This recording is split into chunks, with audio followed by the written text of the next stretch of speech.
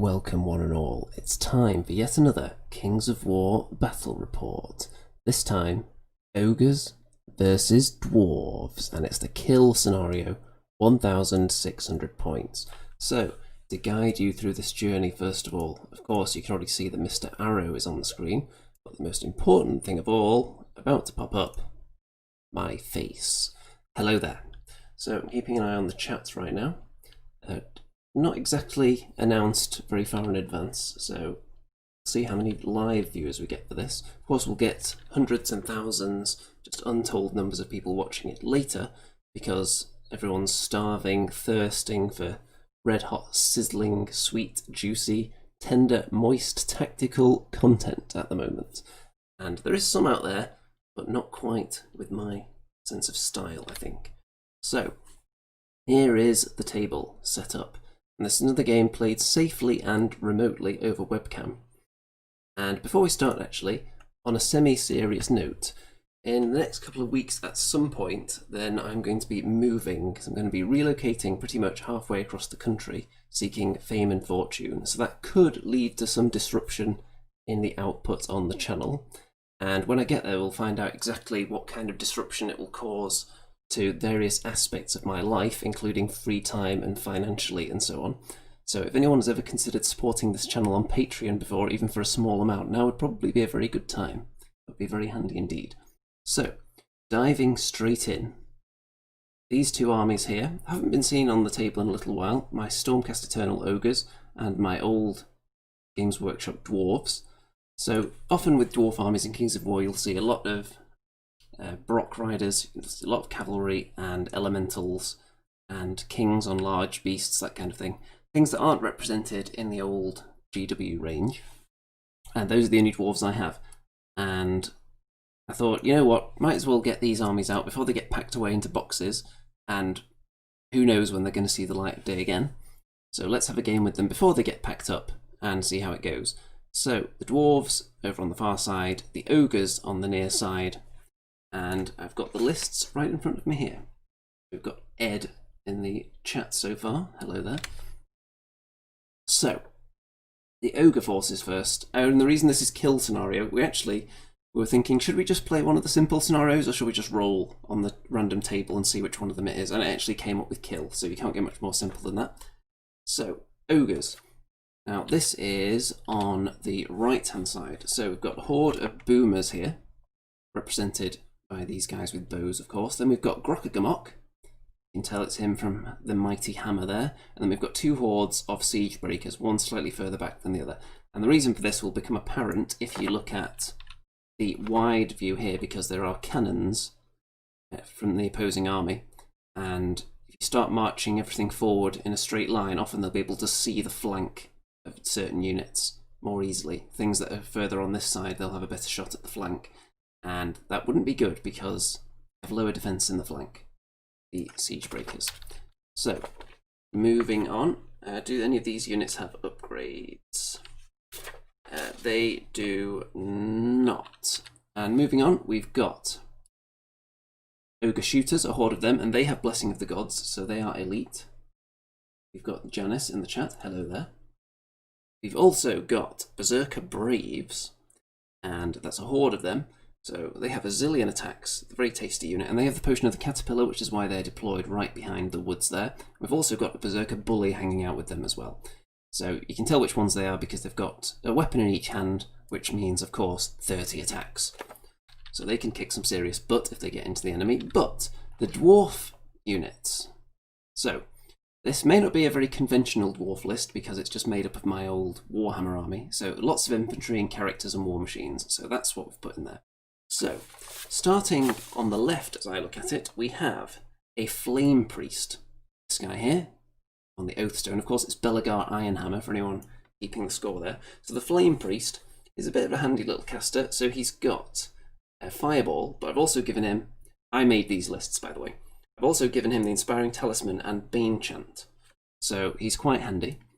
Then we've got two regiments here. This one is Ironclad, so they're the slightly less imposing dwarf regiment units there. We've got the Shield Breakers, who of course have a bit of crushing. We've got two cannons. We've got a warsmith who makes them elite. Oh, and all the close combat infantry regiments have got throwing mastiffs as well. We've got some Iron Watch crossbows here. We've got some Iron Watch rifles, represented with some nice little iron drakes at the front there, and some thunderers behind them. Got to get a bit more use out of them before they get packed away. Then we've got an organ gun here.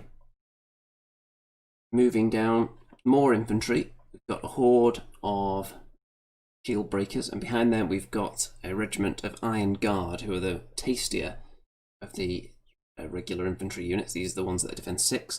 And then there's a standard bearer right here as well, and he's got the loot of Insatiable Darkness. So there's 2 sources of Bane Chant in the army, which could be handy against Ogres. And I think, I know there's another organ gun out on its own on the flank. So, turn 1, and the Dwarves are going first.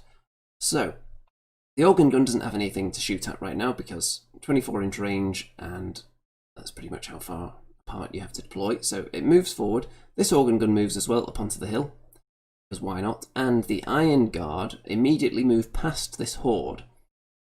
Whether there was some strategic thinking behind putting them there, knowing that they were going to move straight through the other unit, or whether that was just a change of plan in turn 1, who knows? Well, only one person knows out there, and I don't think he's watching right now, so maybe he'll be able to comment in the chat later. And over on this side, not much movement because there's lots of shooting, so don't want to be flying forward too far, especially in kill. What reason have you got to get across the table other than to get killed faster, really? And the fighter units down here have gone up in a bit of a staggered approach. Of course, you don't want the shield breakers to take the hit first, do you? Rather have the higher defense unit get hit, especially since they can't dish out the pain quite so much. I would be more hesitant to fight in the woods, though, because I've got Potion of the Caterpillar on my horde down there, so I would probably hold back a bit here. And the Flame Priest is going up with them as well, providing some inspiring. What are the cannons going to do in the first turn, then? So, 9 wounds onto one of the hordes of Siege Breakers. I think they got about 3 out of 4 hits to do that. So it's a waver, so those guys are going to be stuck there. So I need to get my army across the board faster. The fact they're alive, obviously I would have preferred them not to be wavered at all so they could move forward, but the fact they're alive does help a little bit because it means that more shooting resources are going to have to be put into finishing them off later on. I don't really have any healing options in my list. Turn 1 for the Ogres.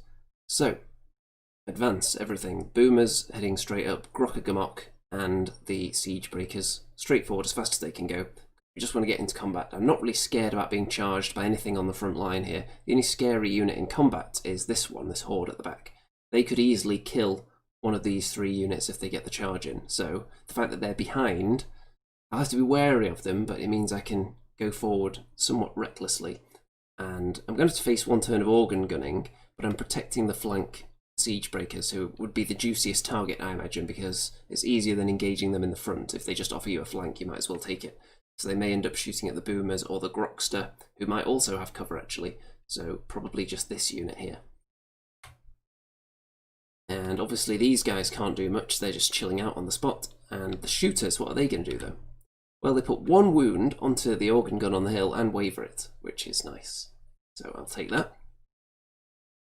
And on this side, the Berserker Braves have gone straight into the woods, staying out of the charge range of the regiment of Shield Breakers, but not out of the charge range of the Ironclad, because they're not very scary and it'll be a hindered charge and it won't do much.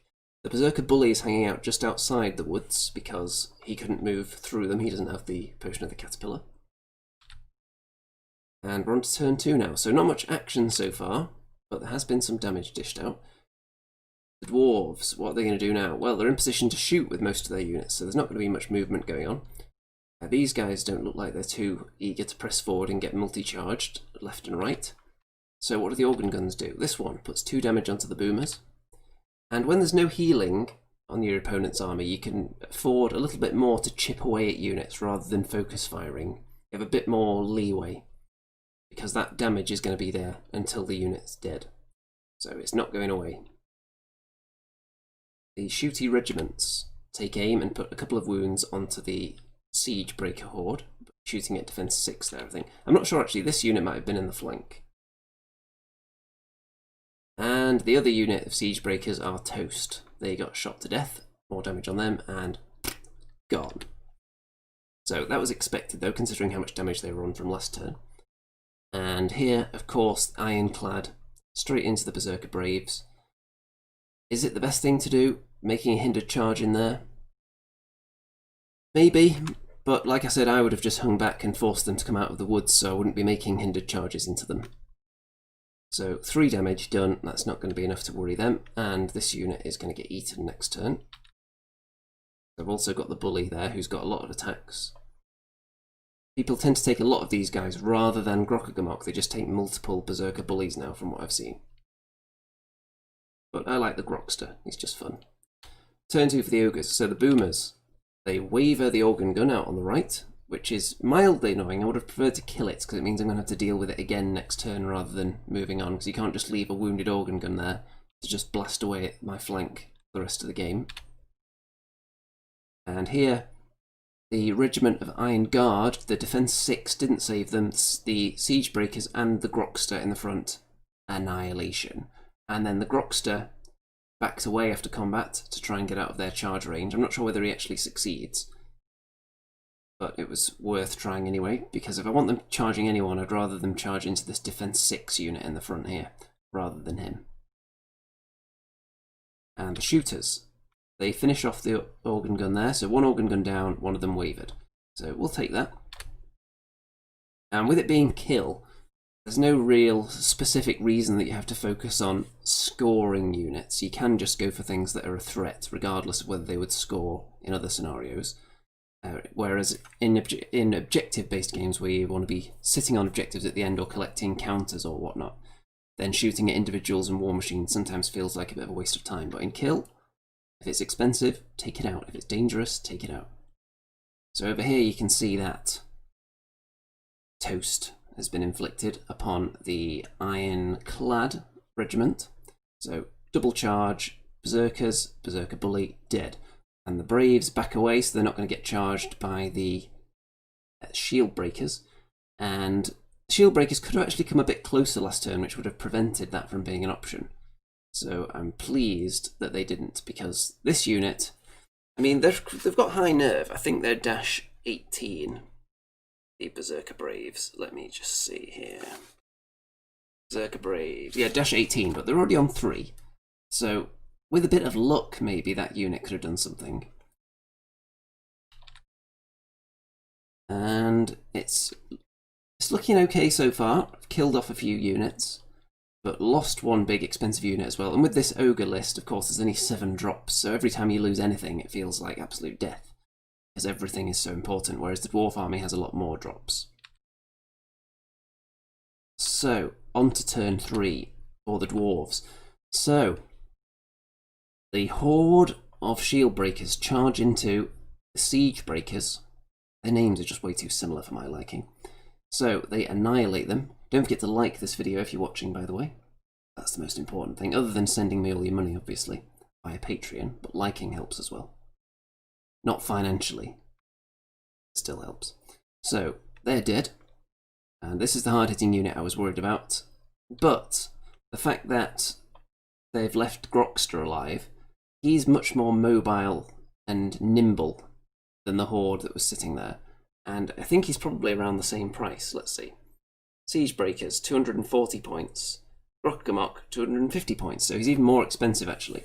So he can just dance around and go nuts now. I'm eyeing up a charge on that guy back there because it would be out of the arc of all the enemy units and I could just cause havoc from back there. Just be a major disruption. Whereas if he'd managed to kill the Grokster and this unit was still alive, they would be kind of boxed in fighting that unit, and I'm not sure I would have liked my chances considering I'd already taken some damage. And here, the Berserker Bully is charged. It's a hindered charge, though, into the woods. So setting all this up in the woods is paying off, and then of course I'll be counter-charging with that unit next time, and making a fresh charge with the Horde, who have the Potion of the Caterpillar. So that unit is in serious peril now. They only do 2 damage, so close to pushing through on this side. In the middle, what does the shooting battery get accomplished this time? Well, they shoot up the Berserker Braves, get them onto 11 wounds, but the fact they're inspired by the Bully keeps them alive. And Very, very handy there that they didn't die. And it's looking quite good, but a couple of units are in peril, obviously. This unit, heavily damaged. A little bit of damage there, a little bit of damage on this guy. But this unit, hopefully I can get this unit killed with them before they go down to a hail of cannon fire, which I'm sure is coming soon. Turn 3 for the Ogres. So I managed to finish off that organ gun now with the boomers, so they can actually turn and get involved in the rest of the game now. They're not in too much of a threat at the moment because this horde isn't close enough to them. Grokgamok charges round the back of that unit into the army standard bearer, kills it, so gets rid of the Bane chant ability, and also is in a pretty tasty position here. So let's have a look at... I'll show you at the end why I decided to overrun him forwards that way instead of leaving him here and turning him to face the rear of this horde. I will show you that momentarily when we get to it. So the shooters, they have a go at the cannon that's not in cover, because this one's in a field, and do 3 damage, not enough to waver it, so it is going to be able to shoot next turn, which is unfortunate. And down here, managed to kill off the Shield Breaker Regiment with the Braves and the Bully. And they decide to just stay in the woods though, because then anyone shooting at them, at least there'll be cover involved. I think that was the plan I was going for anyway. Although, if they're going to survive next turn, it's most likely going to be down to a 1/1 regardless. So I may have actually overrun them, but they still ended up in the woods. And the Bully, of course, overrunning because he's not taking too much damage and he wants to get close so he can start killing cannons next turn, if he survives. So looking quite healthy. And so I'll show you why the Grokster overran from about here instead of turning to face the back of this unit, which you might think, well, look, it's a nice threatening position for him. He's looking at that side, the Boomer's looking at that side. Which way is the unit going to face?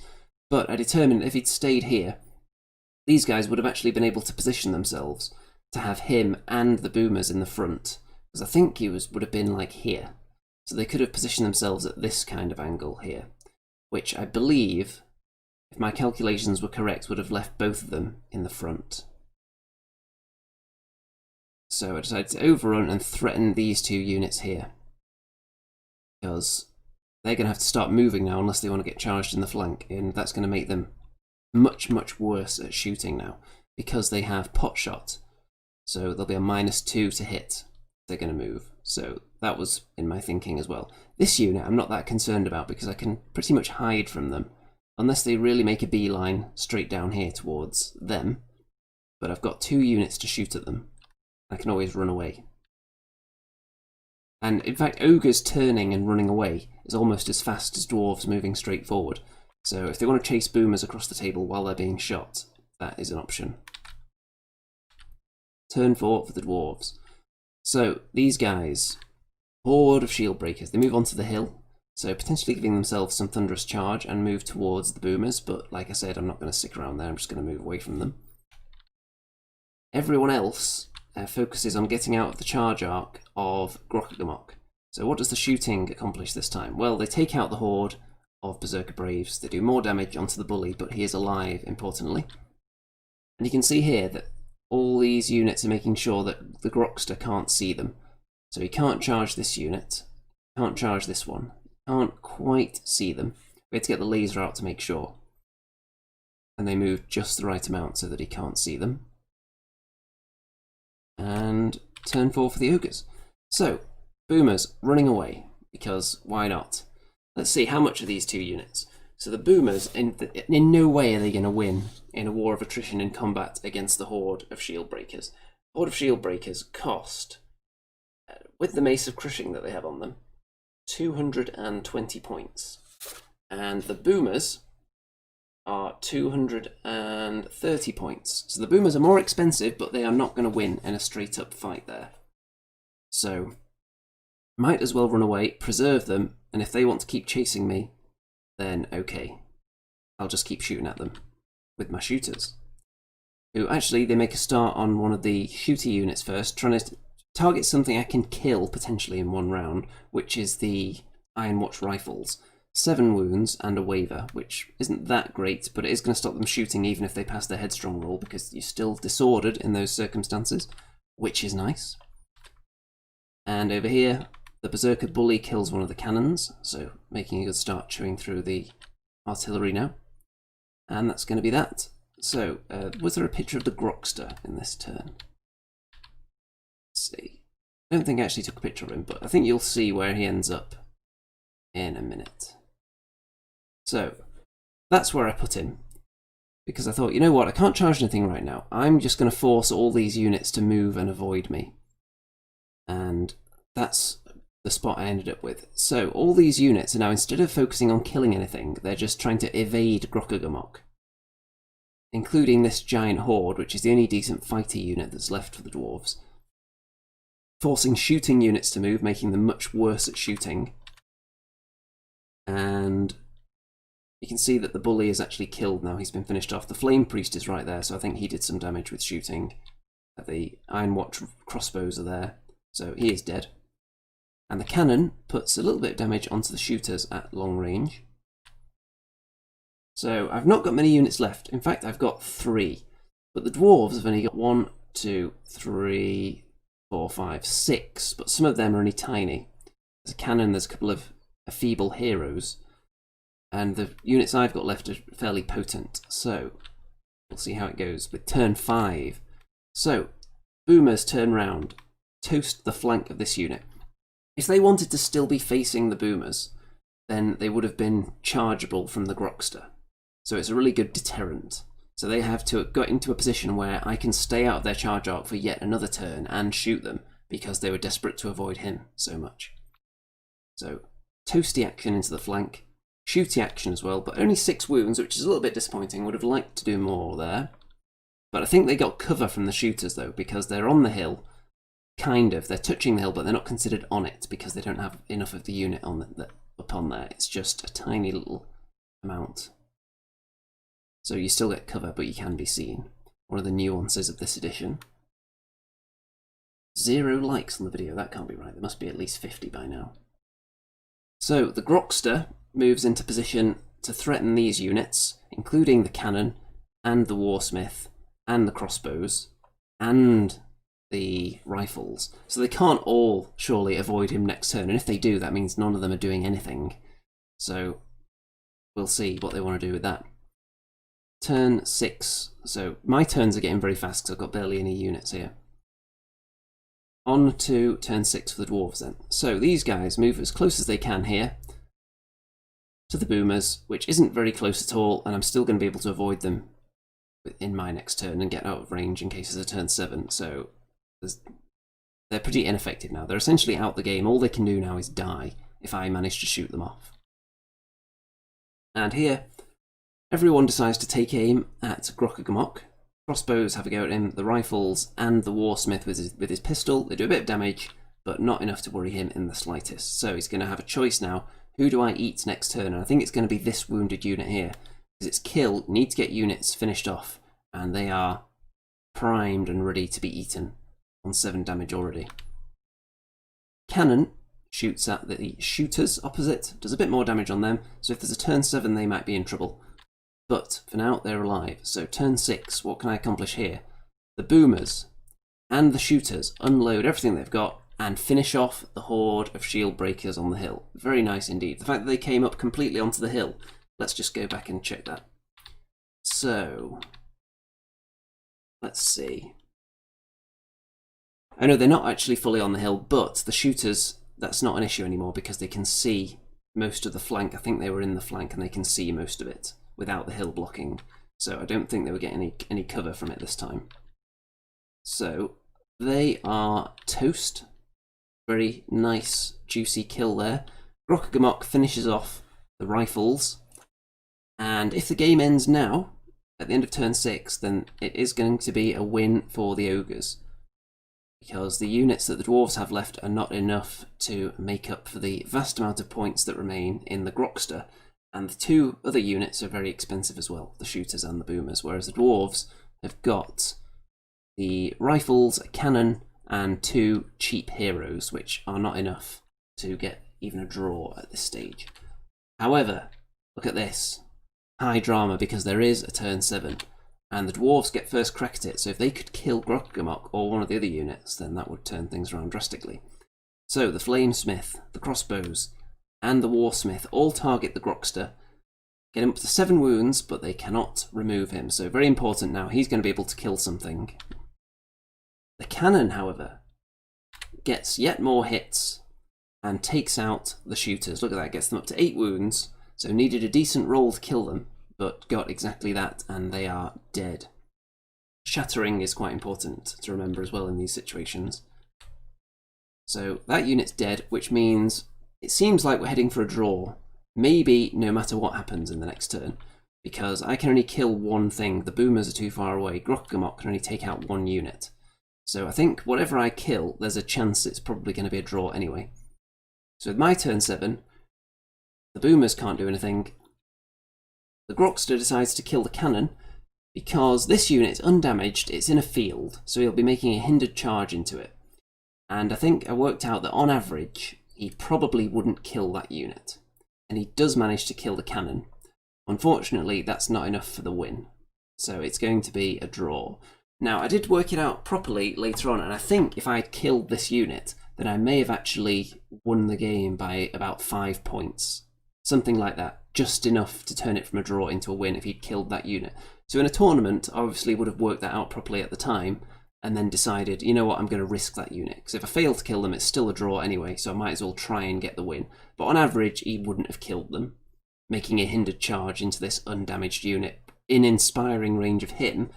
But does he inspire them? Actually, I think they've got the Flame Priest as well. Yeah, there he is. So he was inspiring them. So an inspired unit in the field, so hindered charge into an inspired, undamaged unit, it would have been quite unlikely to finish them off. Even with someone as powerful as the Grokster, he probably, on average, wouldn't have done it. So, kill the cannon, gets a draw. I think that's quite a fair result. The lists I created here with these armies before they get packed away for the move, I think it turned out to be quite evenly matched.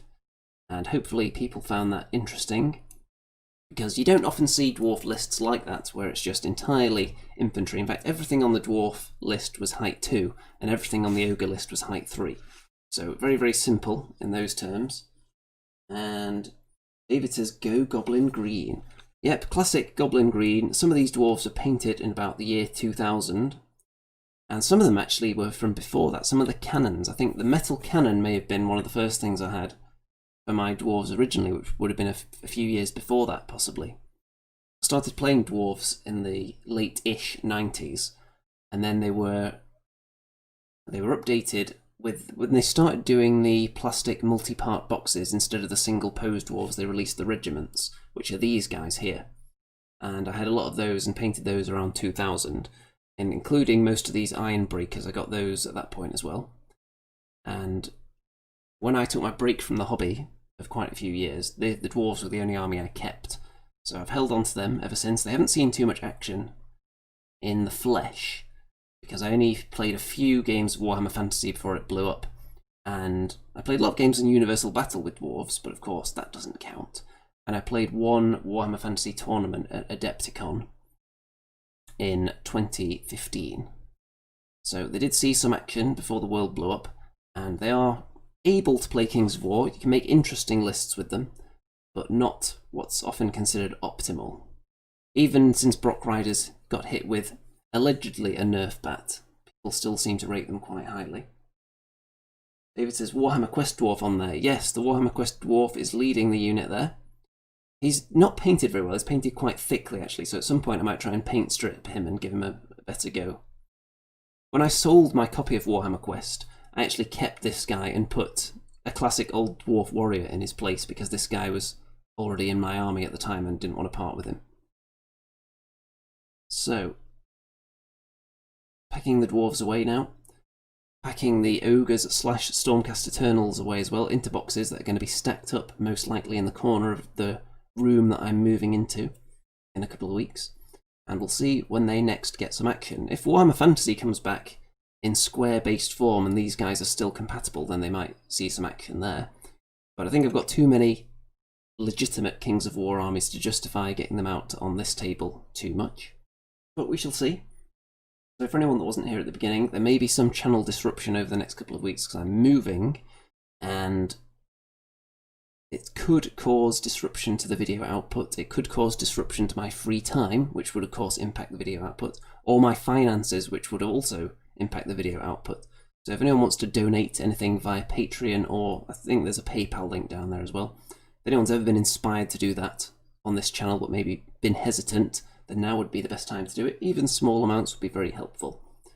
Because if you want to secure the future of this red hot, sizzling, juicy, spicy, tender, moist, succulent, delicious entertainment sauce, then you know what to do. Throw money at it. That's how the world works.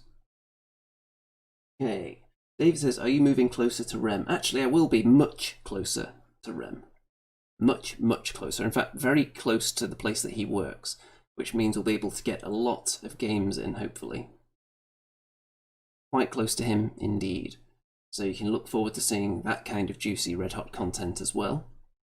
Even if you're not that big a fan of Kings of War, there'll probably be some Age of Sigmar stuff on here. He might even start playing 40k, who knows, so we might end up covering that as well. And whatever other games are of interest. I won't be that far away from Mantic headquarters, so I'll probably be able to play Kings of War games there if they have their regular game nights, I think. So I should be able to get down to some of those. So I'll still be able to play Kings of War, and I'll be very close to Warhammer World for any GW games that I want to play as well. So you can look forward to a change in my background as well. I'm not sure if there's going to be an orange wall involved, probably not. So be prepared for some changes. There may be one more battle report before that happens, because I'm playing a game tonight, actually. And I'll report on that at some point over the next couple of weeks. I don't want to cram these videos too close together and then leave people with nothing for a month. So we shall see on that front. And with that, I am going to disappear from the screen. Mr. Arrow is going to disappear as well. And final thoughts on this game. So kill scenario, I don't usually like to play it. I find it a little bit too straightforward, but for a game played over webcam, with the camera pointing down from the ceiling, it's actually quite easy because you're not having to worry about tiny objectives that people can barely see. So under those circumstances, I like it. And if this was a good and close game, it's very back and forth. It was a complete bloodbath, not much left at the end. Units dying left and right. It looked like it was going to go one way, then the other. When I took lots of cannon damage early on, I thought it was looking a bit bleak. And even when I was looking at the lists that I'd made, I thought, have I overmatched myself here? There's just so many dwarf guns and I don't have enough units to get to them. But I ended up getting well into the dwarven lines and killing off most of the units, but not quite enough for the win. It's a draw, ogres and dwarves, packed away into boxes very shortly, and when will they next get out on the table? Who knows? But they can go away with what's left of their heads held high, I think. Not many of them are still in a state of actually living. Most of them are dead, decapitated. So those people won't be holding their heads high, they'll just be rolling around in the filth, blood spurting out until eventually it just slows down to a trickle. And let's see, got a few people still watching, and I expect to see more likes on this video. And don't forget, subscribe if you haven't already, obviously. Don't forget to check out all the links in the description as well. It's linked to my Facebook group, and send me all your money, of course. And social media goodness is down there. And I think, oh, you can look forward to some Vermintide video action later on in the week as well. I haven't decided exactly which day it's going to be, but it will be one evening with Mr. Remington. So you can also look forward to that. And all that remains to be said now, I think, is good afternoon out there, whatever you are.